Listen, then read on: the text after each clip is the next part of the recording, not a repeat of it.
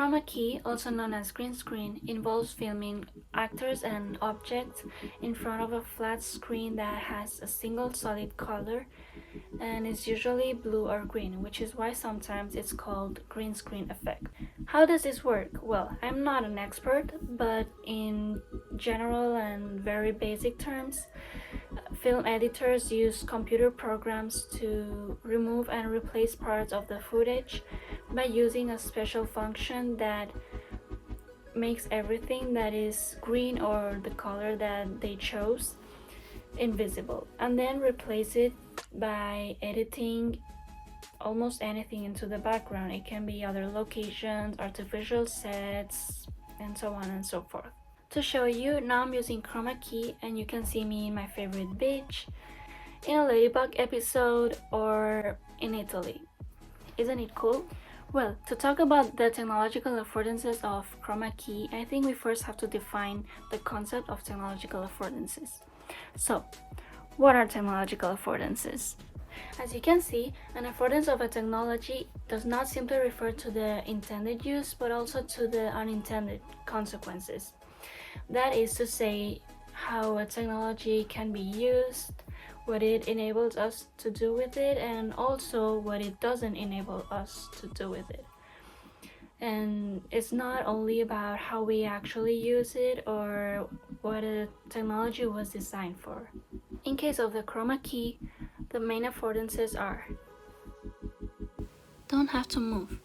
As you could see at the start of the video, I didn't have to go to my favorite beach in Mallorca and record myself so that you could see me there. I just had to record myself in my room with a solid background color, and I could place myself anywhere. In films, it's the same. Many scenes that on screen look like different places were recorded in the same place, and these places could be from realistic to the most crazy scenarios, which leads me to the next affordance. Reinforces creativity and imagination. With green screen or chroma key, many elements of movies that were initially just an idea could be portrayed realistically on screen. For example, Harry Potter flying on a broom in the Harry Potter movies. He was not actually up in the sky flying. He was on a broom and there was a green screen behind. But that's not all. We can also consider as affordances other unexpected but useful ways to apply this technology. For me, the most interesting affordance is the use of green screen in psychotherapy.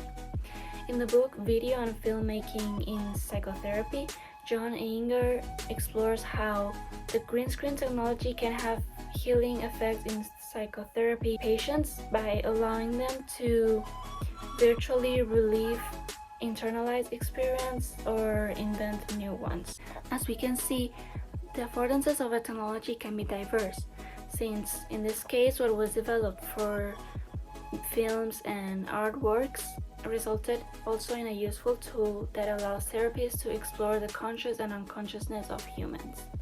It can also be used in the educational field or in the history field. However, the impact of the chroma key was more significant in the cinema's development.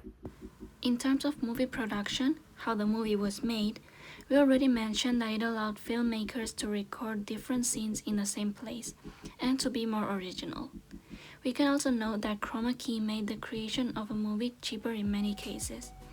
Although the technology might cost a lot, including the necessary tools to later edit the green parts, it's still probably cheaper than building some crazy things in a set.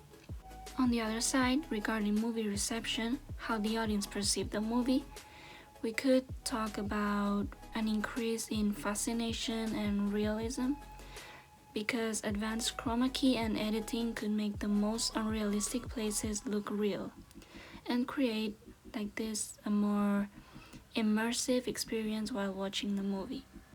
So, what do you think about chroma key? Was it a good impact or a bad impact?